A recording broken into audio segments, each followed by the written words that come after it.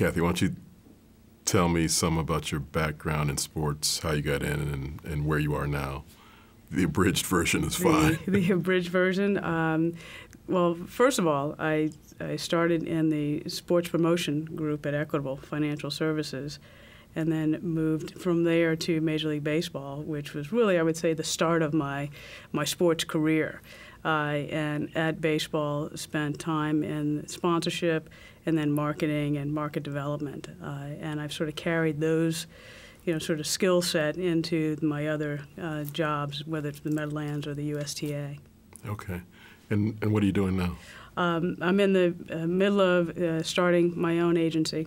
Okay. And the mission of the agency will be marketing and event development, really focusing on youth, young adults, and family-related programming. Oh, great. So that does lead me to thinking about the future of sports and where it's going and what are some of the important issues, and that may involve a lot of youth issues as well. Beginning to focus quite a bit on health and fitness and really physical activity. We've seen sort of a decline in physical education in the schools, and so people are trying to find ways to pick that up, and where is that going to be? And I think sport has a lot to do in helping kids develop long-term, not just physically, but the mental capacities that come from all the things we learn through sport, winning and losing, interacting, socializing, all of that. So for me, I want to kind of take advantage of where I think things are going, and also to create opportunities for youth and young adults to achieve and be a part of a sport environment. Are going, and also to create opportunities for youth and young adults to achieve and be a part of a sport environment.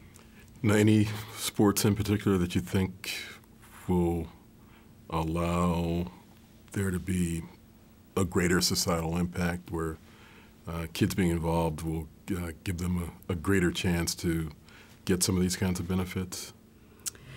It's a good question. I don't know that there's any one sport that does it better than the other. You've got team sports, you have individual sports. I think really all sports can be played as a team sport. And so anything that gets kids active and gets them a part of something, I think is going to be beneficial long term. Some people will talk about lifestyle sports or lifetime sports, right. And those sports that you may learn today, but actually you learn as putting it in the bank for using it later. And that tends to be sports like tennis and golf. I don't know that needs to be that way. I think that tennis and golf can be played by youngsters now in programming and get as much out of it as you do in soccer and baseball and basketball. So with youth sports, you've had a chance to look at tennis pretty closely, and I know you think about other sports as well. Yeah. What are some of the ways that we can think about increasing the numbers, and maybe too thinking about improving the quality, especially here in the States, of some of the players in tennis, but at the same time, and this may be more complicated than necessary, achieving some of these other goals, just getting people involved in playing the game, or do the two actually mesh? I mean, can you here in Philly, we got this Arthur Ashe Youth Tennis Program where great program. They've actually apparently have made, in large part, the decision we want to get the masses to play as opposed to create the next Arthur Ashe.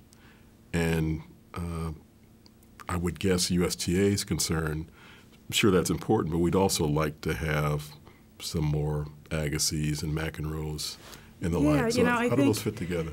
Look, I think an author said it, give kids the opportunity to choose, and so give them a chance to play a variety of sports, and they'll just as often choose your sport as the other sport. And I think he was talking about tennis in that sense. And so what they're doing, I think anytime you can expand the pool of athletes who play your sport, then you naturally will get more players coming through the funnel.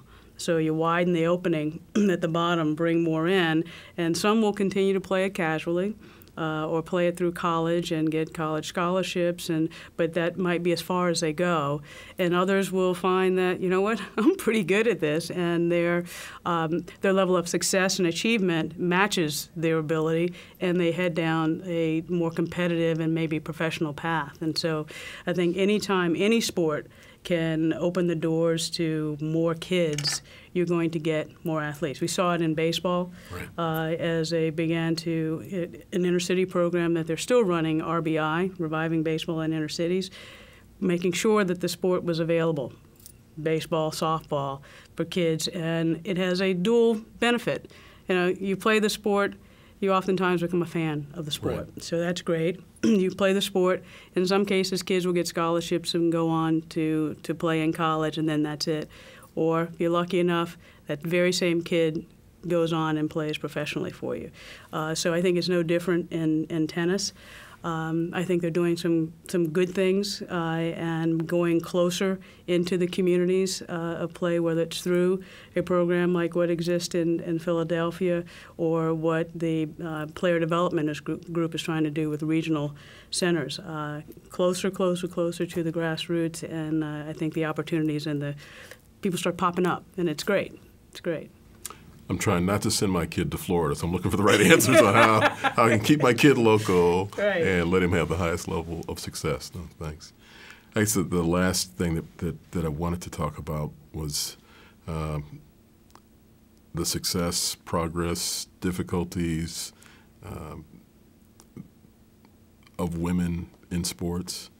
And, you know, certainly if you think back a few years, certainly in the highest levels in the league offices, it was very difficult to find a woman. The places we would see women most frequently were in some of the ownership positions, you know, by virtue of their right, husbands dying or whatever right, it took for them to get there. What's your assessment of where we are now, how we can continue to improve, and what we might expect in the future? Yeah, you know, I just came from the Wharton Women's Business Conference, and that similar question came up just across all industries. Mm-hmm. And in hopes that one day we won't ever have to answer the question of diversity and women.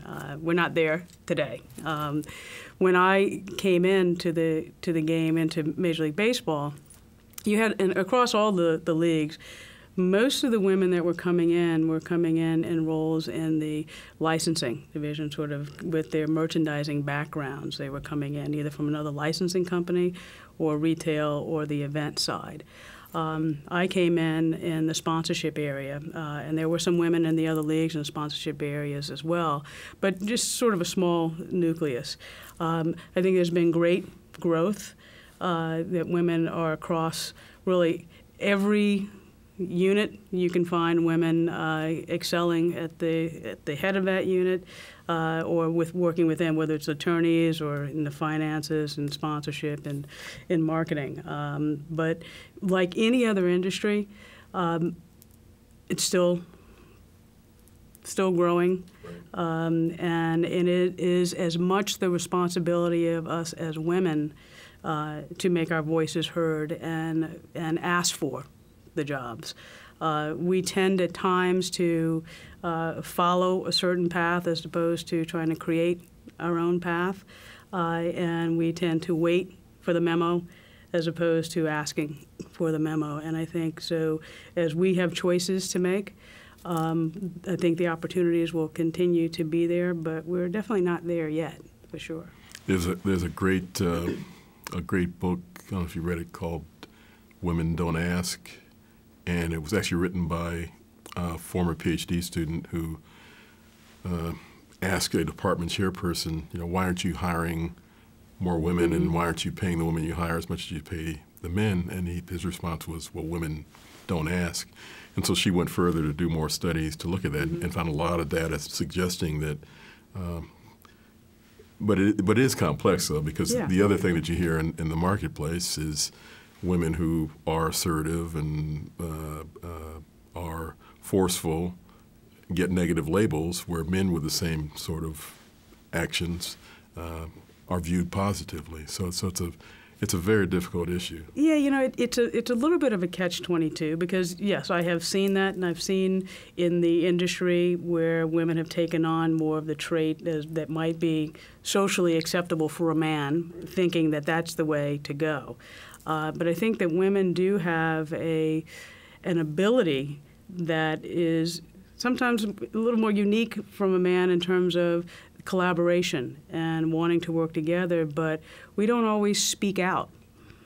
So that opportunity, as more of us get there, as more women support each other, and more women start to ask, because I completely agree with the notion that we don't, that will be a change, and change comes slowly, unfortunately, and there will be those labels still, but I think I'm hearing less of that today than I did, say, 10, 15 years ago, but it's still going to be out there. It's a question of whether or not we want to own the label or not, and I think it is incumbent upon us to not take it personally and recognize that that's more your issue than it is mine. I'm going to keep following my path and keep doing, and I think that will be the thing that maybe breaks the mold a little bit.